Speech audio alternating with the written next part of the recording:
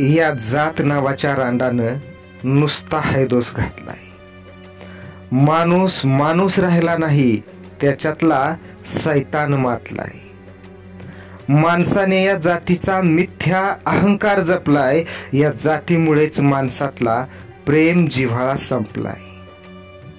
या जातीनेच माणसाला माणसापासून तोडलंय आणि माणसातल्या माणुसकीला देशोधडीला धाडलंय.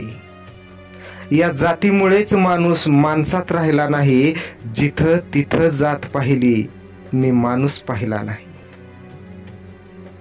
जातीतल्या जातीत पुन्हा अनेक पोट जाती मिळतात. त्या जातीतल्या जाती सुद्धा एकमेकांना टाळतात. रोटी बेटी व्यवहार सुद्धा जातीतल्या जातीतच होतो. तो जातीतून बहिष्कृत होतो जो या चाकोरी बाहेर जातो. मग आंतरजातीय विवाह जातीला मान्य होतील कसे? खालच्या जातीच्या मुलाला वरच्या जातीचे जावई करून घेतील कसे? या जातीच्या अहंकारानेच अनेक निष्पापांचे बळी घेतले. वरच्या जातीच्या मुलीवर प्रेम करणे खालच्या जातीच्या जीवावर बेतले. या जातीच्या गळफासाने गळ्याला घट्ट पिळा दिलाय. अनेक अनाकलनीय प्रश्नांनी डोक्याचा खुळखुळा केलाय. या जात नावाच्या रांडानं माणसाला घट्ट मिठी मारले. या जातीनंच माणसांच्या मनात माणसाविषयी द्वेष भावना पेरली.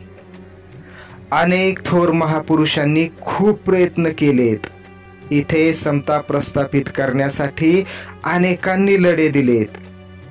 पण डोक्यातून जातीचं खूळ काही केल्या जात नाही. माणूस म्हणून माणूस माणसाला पाहत नाही. जातीअंताचा लढा लढणारे जातीला कवटाळताना पाहिले.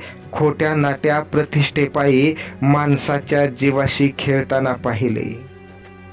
अंतरी असीम वेदना झाल्या, शब्दही निशब्द झाले.